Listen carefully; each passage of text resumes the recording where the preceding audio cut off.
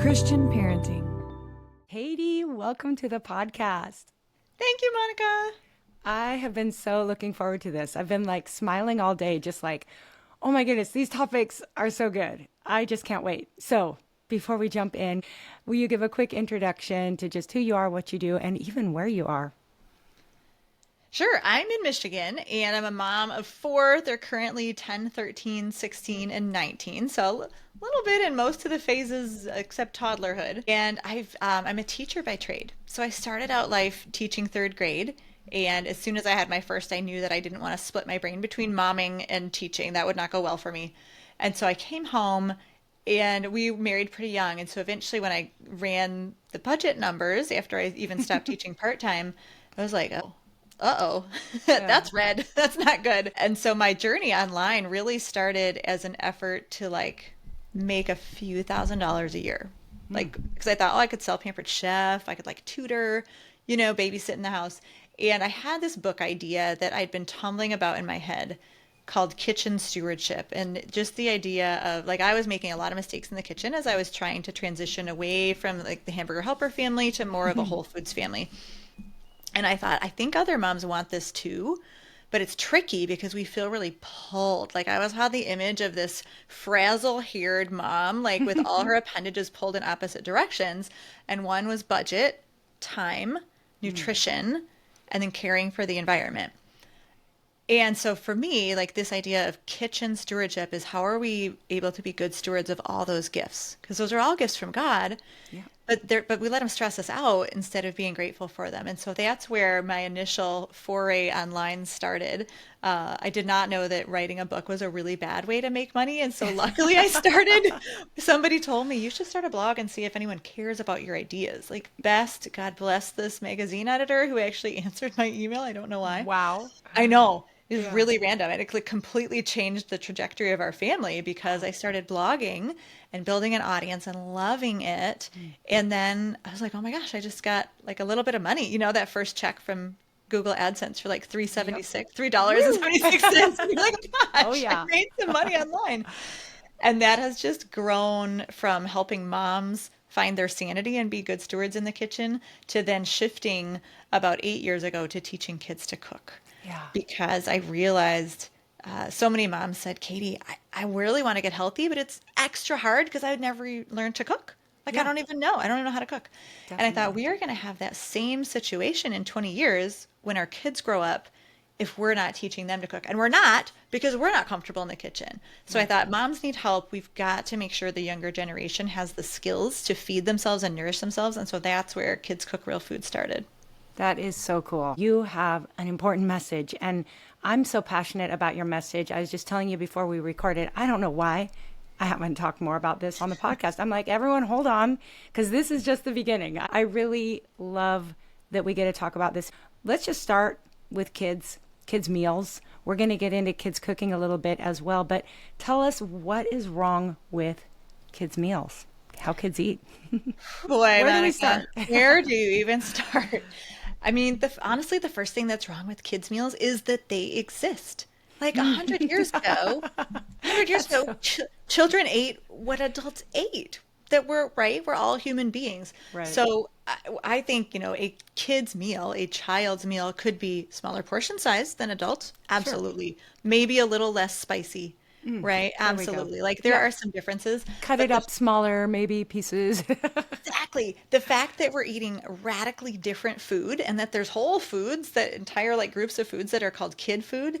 And then somehow we're expecting the kids to grow out of that into their adult food. Wow. We've got 30-year-olds who are still eating the chicken nuggets and the mac and cheese. And this is a significant problem for their nutritional status. So I think, the kids' meals they're just marketing to us. They're allowing food marketers have convinced parents that they want us to buy their products. Therefore, they're telling us that it's easy, it's fast, you can feed your kids what they want, you can avoid the battles and the power struggles and the fights.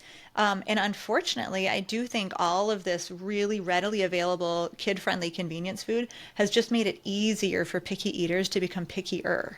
Yes. Right? Like it's not parenting, research actually shows that the style of parenting, the way parents eat, the parents like even level of depression cannot create a picky eater. The picky eater is created, is inside the child's body. However, we can feed that picky eater. We can feed Yes. the picky eating tendencies and fuel it more by kind of giving in and allowing the kids to eat what they want, Yes. which unfortunately is because it's so convenient. So we've Right. got to change this whole definition and structure that Yes. kids' meals should even exist. Okay, that's also good. And yeah, I'd say we're enabling those picky eaters, right? And I know you have a lot more to say on that, but I feel like I should pause here because I think you're going to agree with me. We don't want anyone listening to feel condemned, judged. Like, this is a reality that I think we just haven't talked about enough in our culture. Most of us, I have been guilty of this. Like, this isn't something that if you realize as we're talking that you have been raising a picky eater or that you've been buying into kids' meals, no judgment, but let's talk about what we can do to change that. First, though, tell us what that's leading to. You have found all kind. You have done your research. What happens when we do these kids' meals that are mostly, what do you say, beige and bland? And what does this lead to? What are the problems? What's the We're really closing down kids' palates because you're right. If we think about popular kid foods, chicken nuggets, mac and cheese, pizza, pancakes, waffles, French fries, they're really a pretty basic visual palate. They're generally fairly bland foods. They tend to be easy to chew, right? Hot dogs, sausages, chicken nuggets, they're kind of pre-chewed meat. And so we're closing down kids' palates by reducing the variety that they're exposed to, which is just going to be a snowball effect. The more we allow it to be closed down, the more it's going to be closed down, and it's going to get worse and worse and worse. So expanding the palate to a wider variety of foods is very important. We're closing down the nutritional options that our kids' bodies have to right? accept. We're probably creating, a gut dysbiosis in throwing off the beneficial microbes that are down there if we're not giving them, especially fruits and vegetables and maybe fermented foods. And really, we're interfering, I think, with the child's ability to build a good relationship with food. Wow. Because these highly processed foods, I mean, they've got the pizzazz of, if you think about, like, there are kids who are really drawn to like fire Cheetos and then the highly seasoned stuff. Those are packed with MSG, which is short circuiting their brain and telling them, eat more, this is amazing. Or we've got, the really sort of bland palate basic foods. And both of those, especially again, highly processed foods, lots of sugar, all that, it's really short circuiting our kids' relationship with food. They don't even understand how to encounter new foods and how to be curious instead of fearful at the table. So I think as parents, it's easy to look at a meal, that this meal is, I need to get nutrients in this meal, or I need to avoid a battle with this meal, whatever your motivation is. But we've got to look at parenting as that 18-year game. And when I launch a kid at 18 or whenever that is, I want them to have a good relationship with food. I want them to be able to encounter new foods and not be scared of them. And if we're constantly feeding the same nutrient deficient food, we're really sabotaging their ability to even do that. Sure, that makes sense. And also the health consequences we've heard about. Maybe you want to share some of that, some of the findings on childhood diseases that didn't used to be childhood diseases, numbers, obesity in kids, all the things that we're finding and are finally coming out for all of us to learn from.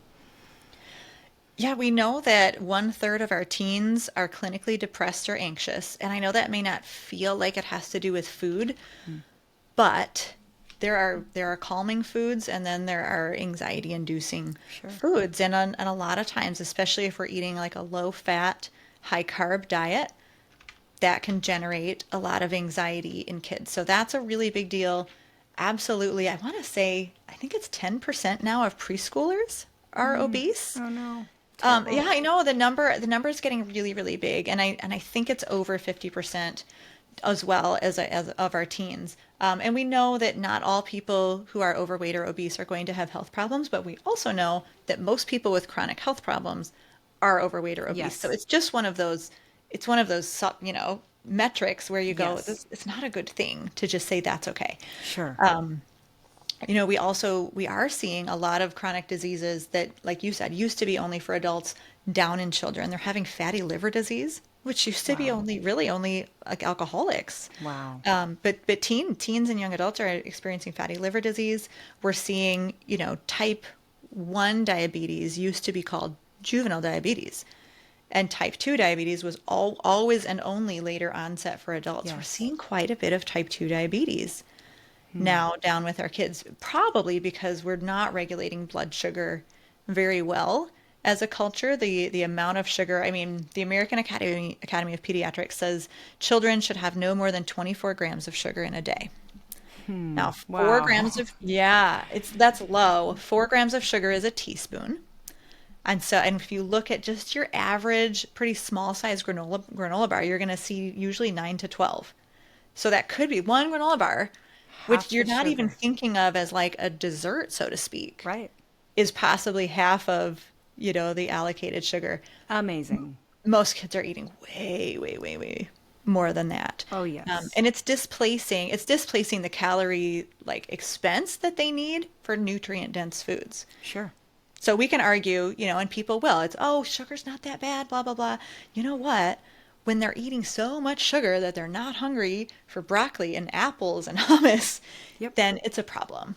It is. It is. And certainly leading to behavioral issues. Funny, my boys, as you know, have been homeschooled, but my oldest son went to school through first grade. And I remember his first grade teacher asked me one day, he said, what do you feed Josiah for breakfast? And I was like, well, most days, bowl of cereal or eggs. And I was like, but sometimes we do, what was it? The waffles, the toaster waffles. Oh, sure. And he's like, I can tell the days he has syrup on his waffles because his behavior. And my Josiah is like the sweetest, most well mannered kid. But his teacher was like, no more waffles with syrup because I can tell he is not, he talks too much, he interrupts. And the teacher even related it back then. And I was like, oh my goodness. And we think of ourselves as a pretty healthy family. But even in first grade, we saw that connection. So I think that's interesting. Wow, my daughter is 16 and she won't listen to anything I say about food, but if she figures it out on her own, then she's good to go. So she just kind of last year as a sophomore and a junior, has realized we do 1 day of cereal a week. And so for the rest of the family, it's cereal with whole milk. So there's fat and protein, but she's Sure. dairy free. She can't handle the dairy.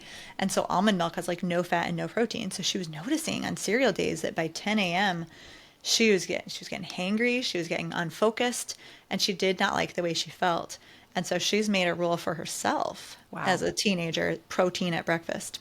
Okay. And she's experimented enough that she knows if she can add like some sausage or some avocado protein or fat, that she feels so much better and gets Yes. through to lunch. Yeah. Yes. And it's so great to really help kids begin to tune into that and develop their own awareness.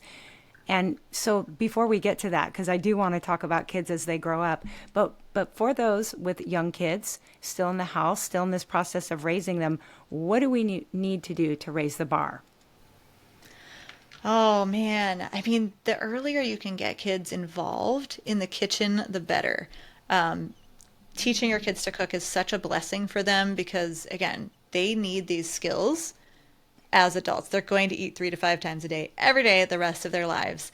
And for me, I want my kids to have the ability to unlock that produce section with knife skills, to be able to make recipes that they enjoy and not feel like they have to rely on convenience foods just because they are ignorant. They don't know how to make food.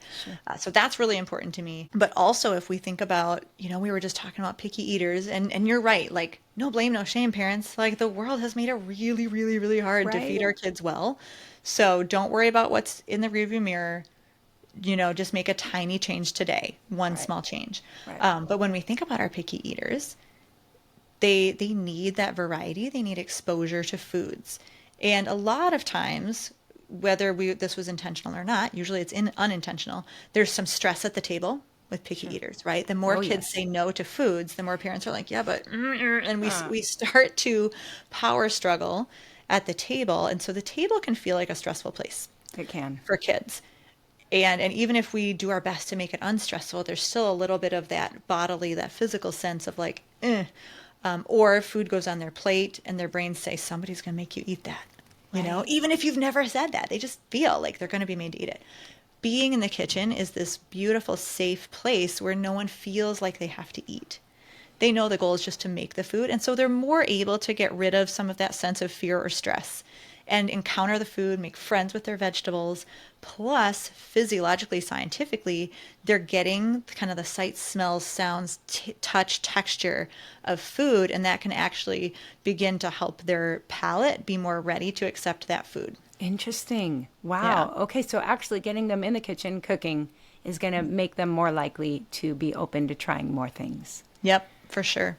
Okay. And how about before? Let's talk to the mom with toddlers, kids who aren't maybe helping in the kitchen much yet. What would you recommend just as far as what goes on their plate and how to respond when they don't want to eat something? Well, everything that the parents are eating should go on the kid's plate.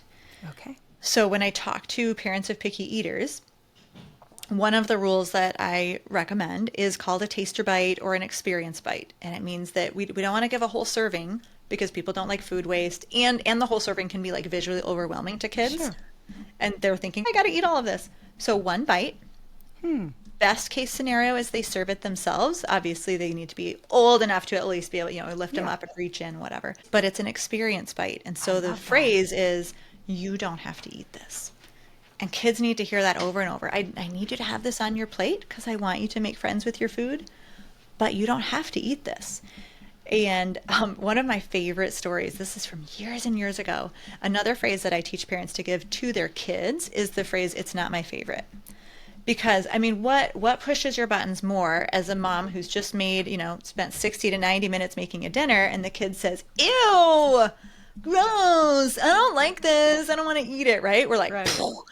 and so in our household, our kids are allowed to say, this is not my favorite, That's so good. which is so just polite, not button Yes. pushing at all. Right. And one mom named Erin, who went through one of my trainings, taught her 2-year-old to say it's not my favorite. And she wrote back after a few weeks. She said, okay, 2-year-old says it's not my favorite every day about at least one thing we serve. And she and her husband learned from me, like, we don't react emotionally or just kind of, I call it keeping your poker face. They would say, oh, okay, it's not your favorite. No big deal. Almost every day, the 2-year-old would end up eating the not Sure. favorite food because it's just Yes. like they just need that sense of control. Yes, the pressure's off. Yeah. Yes. So we've got to let them have control where it should be. They should not control the food that is being served. That's you guys, grown-ups, right? That's the grown-ups' job. But they do need to control the food going in their mouth. That And, is and so if we awesome. can relinquish that control to them, takes time. The older the kid, the more time it will take for them to believe that they actually have that control back. They need to hear you say, you don't need to eat that.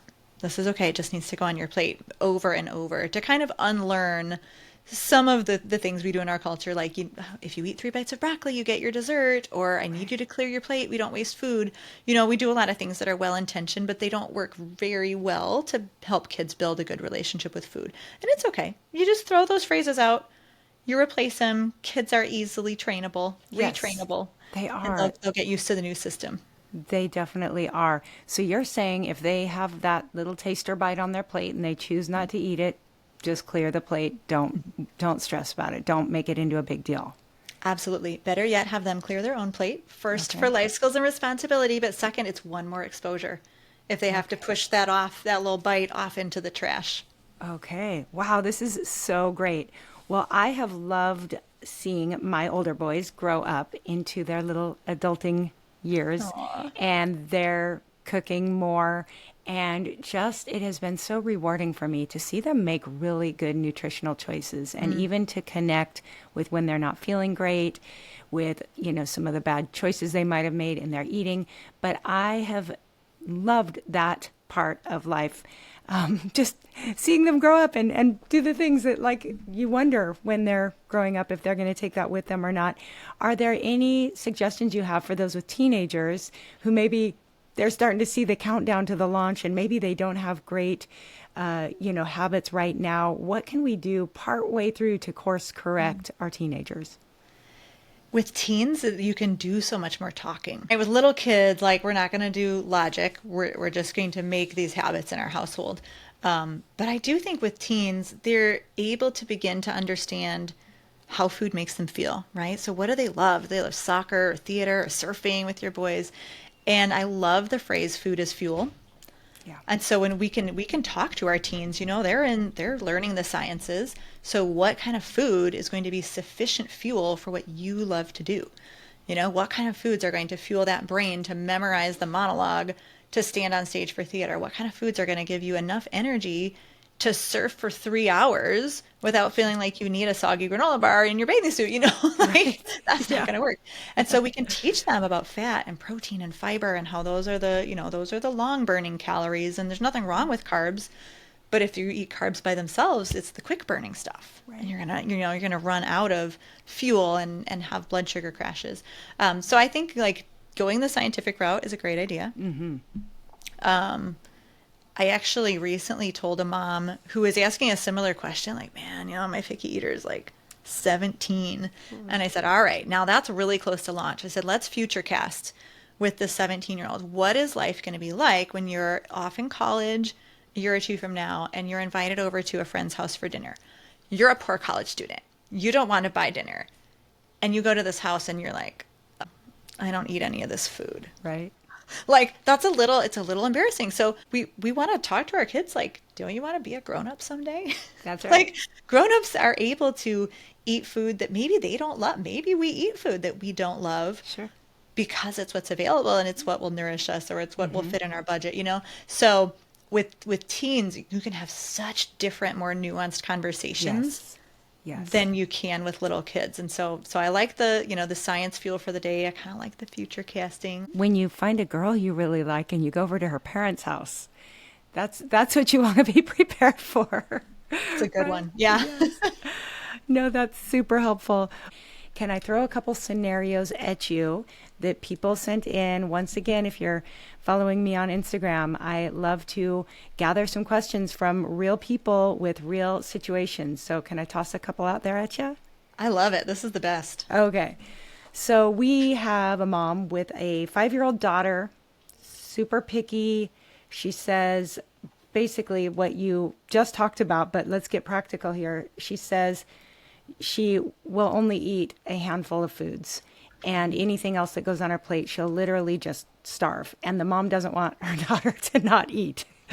So if you feel like your kid is not going to eat anything if you don't cave and give them what they want, how do we navigate that? Well, I have a whole process that would take about an hour to explain, but two points. First, we've got to make sure that we're dialing in eating times, especially for little kids, because when they're home all day, and this applies to homeschoolers too, it's really easy to be grazing all day long. And then the child's coming to dinner and they have no appetite. They could care less what you put in front of them because it's not important. They're not hungry. And so step one for any process when you're trying to fix picky eating, I think, is to make sure that you've got time for the kid to build an appetite. So I recommend parents keep meals and snacks at least 90 minutes apart and only one snack between each set of meals, which might mean that the meals and snacks are 2 hours apart. That's okay. But if you're not starting with an appetite, everything else might be sabotaged. So you got to start with the appetite with some snack boundaries. Makes sense. And, the ability to build that hunger. And then making sure that the child has choice within boundaries really will make a difference. I'm thinking of a mom in my picky eating challenge, Jessica, who said I was terrified. She was like terrified to follow my advice.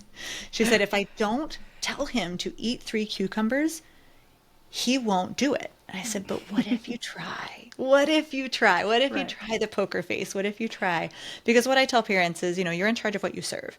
So you're going to serve, maybe you're serving pasta with sauce, strawberries, cucumbers, and a glass of milk. So that's what Jessica served. And she was like, I have to tell him to eat the 3 cucumbers. She said, okay, I'm going to try the poker face. I'm going to try the division of responsibility where he gets to choose what he eats. And she just said, I think she backed off and said, like, I want you to eat either some strawberries or some cucumbers or something like that.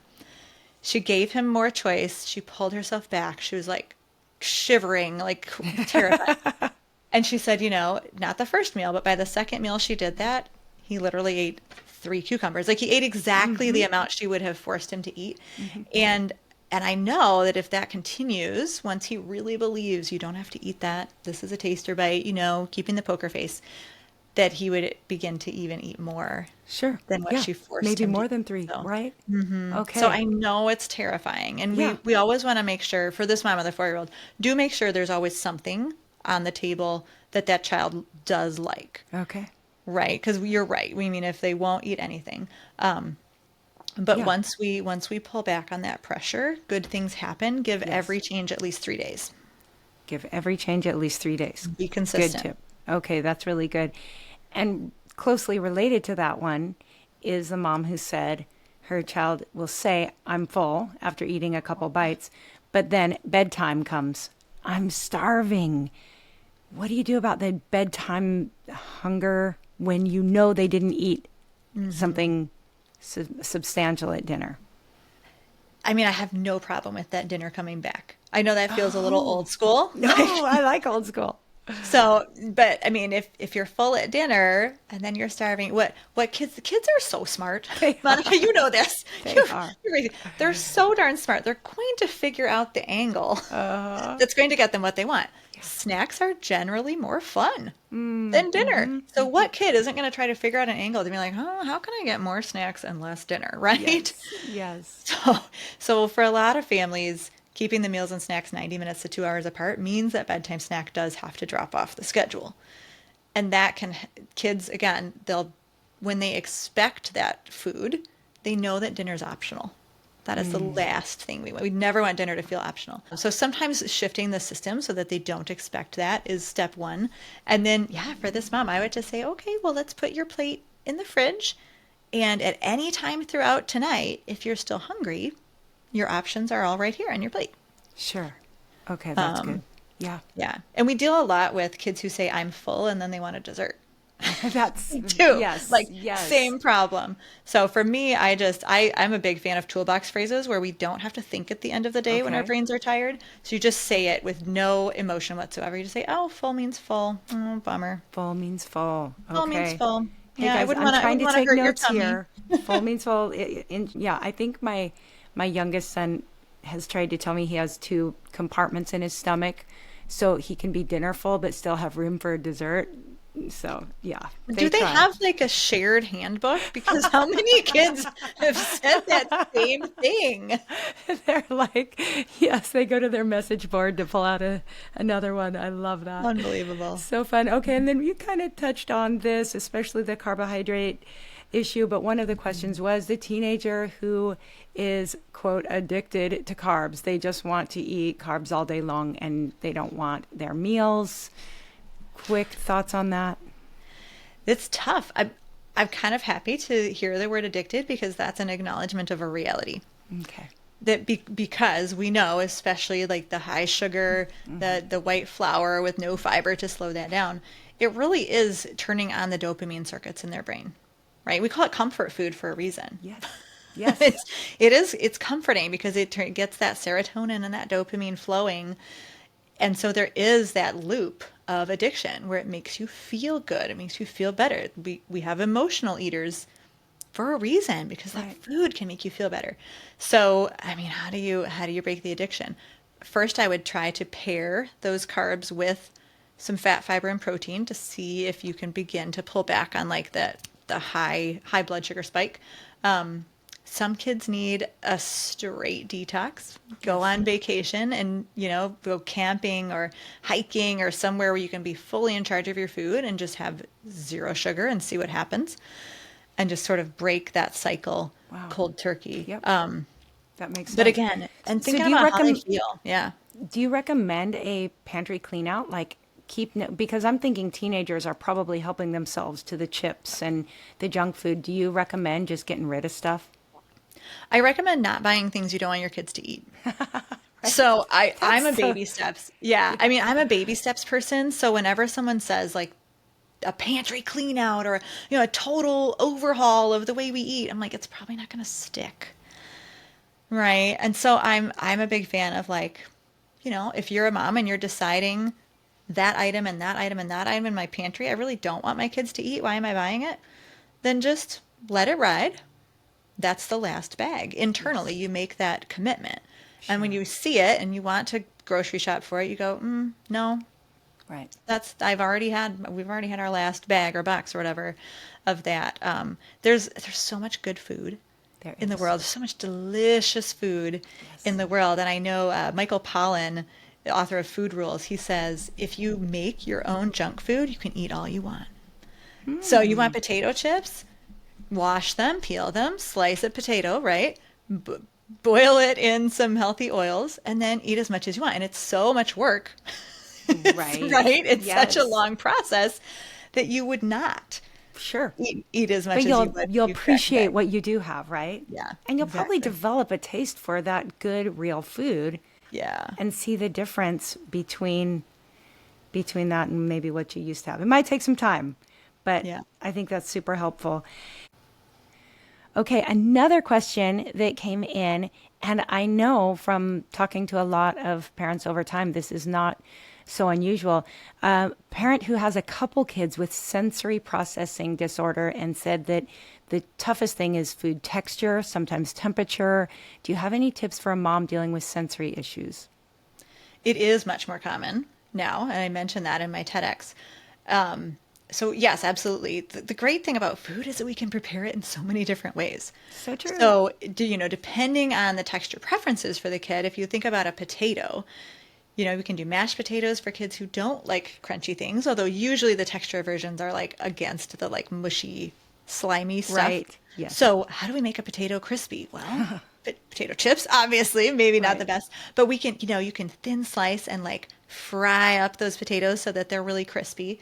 And then you can experiment with dips and this and that, like almost everything, maybe not everything, Yes. many, many foods can be made to that sort of more crispy texture. Even if you think of eggs, if you're scrambling eggs, you can scramble it very slowly. You can add cottage cheese and then it's like light and fluffy and whatever. But for Yes. some kids, that's a total aversion.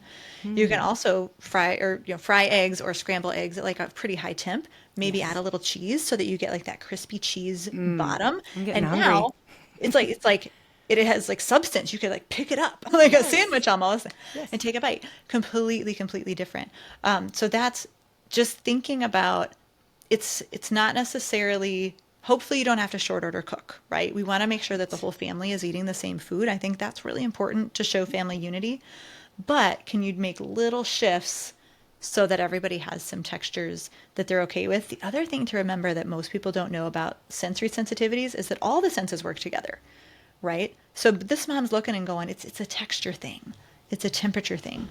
But if that child happens to be overwhelmed by the fact that they have a scratchy tag at that moment, or that there's a lot of noise in the room, or that their feet are dangling, because, so we have 8 senses actually, not just 5. And one of them is sort of that ability to be balanced. Okay. And so you picture a kid on an adult-sized chair. What are their Right. feet? Their feet are dangling, and their brain Yeah. is actually telling their body, you might fall, break your head, and die. Not in words, Interesting. but Yeah. like our Yeah, that body, sense. our body has this sense of instability and lack of safety. And so Right. if you don't feel stable or safe at the table, Sure. you can't engage with food. If Yes. some of your senses are overwhelmed, your visual sense, your auditory sense, you might not be able to engage in food. So for parents with high sensory kids, we really want to think about some of that stuff, and you might need to get like a stool for their feet to sit on, or Yeah. something between their back and the back of the chair so that they have the ability to sort of have that pressure there that an Right. adult would, their bum would be the back of the chair. Kids don't fit in adult chairs. So Yes. there are just some fascinating pieces when you start digging into the sensory systems where we can give our kids a better foundation to approach food, even if it's not having to do with the texture. But we can also alter the texture of foods where they can eat Yes. a wide variety, and Sure. it's just sort of made to their liking, and that's okay. We all have preferences. Yes. Yes. I think that's reasonable. Like finding that reasonable approach Yeah. is really good. One more that I'm thinking of, because this comes up a lot, even in my own conversations with friends, for your approach to organic foods. How important is it that we feed our kids organic? And for the mom out there who's like, you know what, I can't afford to get everything organic. Do you have just some quick thoughts on how important or not important organic is? And is there somewhere we can find which foods really matter that they're organic? That's a great question. We do not eat 100% organic at all in my house, and I think that's okay. Like, Yes. Like, here's the deal, right? God made our bodies to be filters. We have a liver, we have kidney, like we have filters in our body where we can, I always tell my kids, like, we can filter out some junk. We Yes. really can. It's just we can't filter out all the junk. So Yes. how do we reduce, Sure. right? So when I think about organics, I'm thinking about the foods that are maybe more highly sprayed. Yes. So we know that sometimes like corn, oats, and wheat can be more highly sprayed. So that might be something to consider. Yes. We know that like fruits and vegetables that are more porous, like berries, you can't like wash that off as well. Sure. Um, and things, so those are, there's the Dirty Dozen and the Clean The 15 dirty that dozen. EWG puts out, and that's not a bad place to start. There's faults there too. One thing to consider is you're higher up on the food chain foods. So Okay. if I have a hamburger that's coming from meat, and for a cow to be like organic versus not organic, we're talking about like the non-organic cow will have now eaten corn and soybeans and all sorts of stuff that was sprayed. And that's Right. being more concentrated. The higher up the food chain you go, it's kind of like more concentrated toxins Okay. because they're eating so many pounds of food to make 1 pound of beef, if that Right. makes sense. And Yes. and actually, since I mentioned beef, when I think about the animals, it's far more important to me that the animals are living the way God intended them to live and eating what God created them to eat than necessarily organic. So if I had a choice between an organic burger from a farm with 3,000 cows and a grass-fed burger, I would pick the grass-fed every time because I know Okay. if the cows are eating grass, the content of their fat is actually more protective for me. They're less likely to be diseased. Like there's so many benefits for animals eating what they're made to eat. Yes. And so That that's makes the sense. priority. That is so helpful. And Yes. typically the grass isn't sprayed. So like Right. they We can didn't hope pay for not. organic certification. Right. They might be eating a little bit of corn here and well, fully grass fed, they wouldn't be eating corn. That's the thing. Like fully Yes. grass Yes. fed, you're not going to have very many pesticides anyway. Okay. That's super helpful. I appreciate that. And again, all these notes will be over in show notes. So if you're out walking or driving, I've got you covered. I wanted to hear more about your thoughts on sitting down to dinner together since this is coming out early in the new year. Maybe just we'll touch on that briefly and then I'll let you go and we'll have you back again. But some thoughts on making a commitment to having meals together as a family. So many of us are busy, and again, no judgment. We get it. We love sports, we love activities. But what are some thoughts on things we can do to make those times we do sit down together more valuable? That family dinner may be the most important part of our week.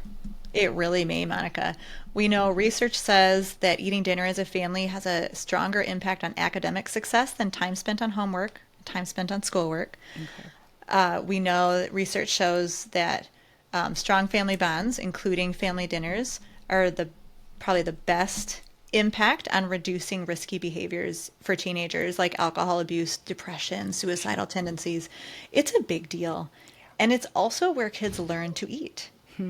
Okay, I think one of our deficiencies in America is that we're tending to, we talked about kids meals at the very top of this interview. We tend to separate adults and kids eating. And so sometimes the kids are eating quickly because the adults are making their real meal, or the kids are eating quickly because they're going to an event.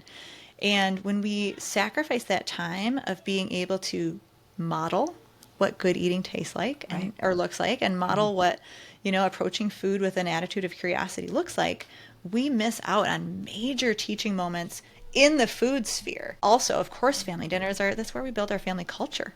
That's where we Right. lay down, it's where we connect and we laugh together and we lay down really the bonds that will keep us together forever. The good news is, because I know things can feel a little overwhelming, like, great, now I got to eat family dinner every night. All of the research driven benefits start at two. Two. Two per week. So That's it. doable. Come It's on. so doable. And it's family meals, really. So there's 21 of those in a Right. week. So if you're Yes. homeschooling and your evenings are crazy, maybe breakfast or lunch can be the family meal. And also, like I have a family of six. The older my kids get, the more they are out and about at night, Right. with Yeah. events. And so the harder it is to get six of us together. But if four of us are home, you better believe we're sitting down. Or sometimes we'll have a 3 early meal and a 3 eating the late meal. Any parent and child eating together Yes. is a family dinner. You get that opportunity for bonding. You get the opportunity for modeling. So, sometimes my oldest is 19. He'll come home at 10:30, 9:30 or 10:30. And I'll grab a bowl of ice cream with him. Right. Right? Yes, Like yes. if you are eating And you're together like, and this is good communing, parenting. this is good parenting. Yes. That is exactly why I Right? eat the ice cream. This It's is very bonding. sacrificial of me. Yes, yes. Oh, But that's so yeah, it's just, awesome. communing around food. Sure. It is. And Gotta- I've mentioned before, my older boys, when I ask them, what are some of your favorite memories you reflect on growing up? And they will say already, definitely sitting around the table, because every time we end up in some good conversation, typically ends up about theology, a little politics, but we get into really good conversations that really have shaped them growing up. And that's just been a beautiful part of our experience. And I'm so thankful for it, even if I didn't realize, when we started, how important it was. I think my parents raised me doing that. So I'm really grateful for that. Well, Katie, you talk about this. You have so much to offer about kids cooking, about kids eating, but you also talk about entrepreneurship for kids. You talk about raising critical thinkers. You've got a TED Talk we're going to link to about that. And you're also like an expert in something my husband just loves you for, which is sunscreen. My husband is the sunscreen police. You talk about that. So I'm going to put a whole bunch of links over in show notes. But if somebody wants to just jump on and find you and find out what you have to offer that might benefit their family right now, where can they go? Well, come on over for Kids Cooking and Picky Eating to kidscookrealfood.com. And if you add a /free knife on the end, we have our knife skills and safety class there, which is just a quick 10 minutes for ages 2 to teen, basic knife skills. Parents love it. Yes. The sunscreen and like healthy eating for adults is at kitchenstewardship.com, that original OG blog that I had. Love the OG blogs. All right. And you're on Instagram too, right? Yep. Katie Kimball Kids Cook. Perfect. Okay. All those links will be found in show notes. Katie, so much fun to talk to you. You inspire me. Appreciate all the work you do. This was great. Thanks, Monica. Aloha. Christian parenting.